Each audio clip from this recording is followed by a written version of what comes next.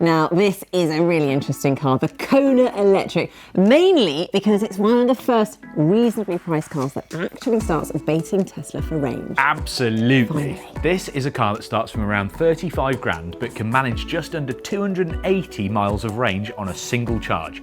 And it's a practical thing too, not some weird beard kind of hypermiler. I mean, it's cool, but it's also practical. It's also got like aerodynamic alloys that when you're moving down the road, All it right, channels the airflow. Hold the line, caller. Let's talk about the practical elements of this car, because the Kona is a small SUV with 5 seats. Now, the Kona Electric is, as its name suggests, a pure electric version. It has a decent size 64 kilowatt battery with a sizable 279 mile range. If you drive it like it's got sore feet and don't use the air con full blast, of course. It's about the size of a Volkswagen Golf, just a bit taller, although you find the boot and rear seats a bit more snug than a traditional family hatchback. And while the inside, well, it's nice enough, it probably doesn't feel like it's 35 grand's worth. You are definitely paying for the battery tech in this car rather than the plush bits to look at and sit on and touch. But that does have its advantages. It's properly nippy, getting to 60 miles an hour in well under 7 seconds, and that's as fast as a hot hatch. You can definitely surprise a few people at the lights, although that is a little bit childish. But you are quite childish. I'm not childish, you're childish. You're childish.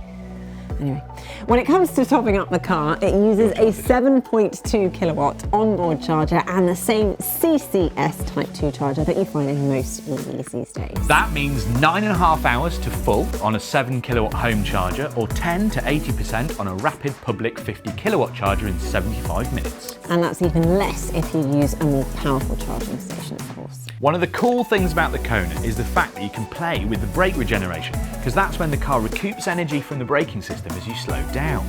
You can choose how quickly the car slows via shift paddles behind the steering wheel. It's actually quite fun and addictive. You end up trying really hard to drive it as efficiently as possible.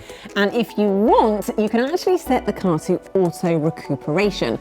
Now, this is a system that monitors the car in front via radar and then blends regenerative braking to keep the car a certain distance behind the car in front. Got me there? Yeah, I kind of get it. I mean, it's quite a neat trick, and it actually just turns the Kona into a proper one-pedal car. You actually hardly ever need to use the traditional brake pedal if you look ahead and judge what you're doing. Other than that, it's fine to drive. Nothing hugely entertaining, but perky enough. A bit like you. Nothing. Moving on. The expensive versions come with all sorts of kit: an 8-inch touchscreen, a fancy Krell audio system, DAB radio, leather interior, and a wireless phone charging pad. Heated and ventilated seats too, and I like a good heated seat. I also like an 8-year battery warranty, and Hyundai has some of the best warranties in the business for the rest of the car. It also gets a full 5-star Euro NCAP rating, so it's pretty much as safe as it gets at the moment. So come on then, Miss Nicki Shields. Is it actually any good? 100%. I absolutely love it. The thing about EVs at the moment is that they're always looking for more range. And so far, to get more range, you've had to pay more money. But when you take into account the UK government grants, the Kona Electric offers one of the best purchase cost to range ratios anywhere. That's probably the killer thing about the Kona Electric, actually. It's proper range for reasonable money. If you live in town, you'll probably only need to charge it every 10 days or so. And also, if you live in the country, I mean, ask yourself, how often do you really make a journey further than 250 miles? I mean, it's definitely getting there. That is a good point. So it's a really useful all-rounder and definitely worth considering.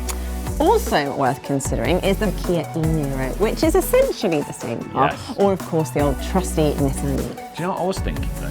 You could think about saving a little bit more money and going for a base spec Tesla Model 3. Ooh, nice, good call. Speaking of which, for more on that, you can check out our Tesla Model 3 video, and also come and find us on electrifying.com. Because we're here to clear the air.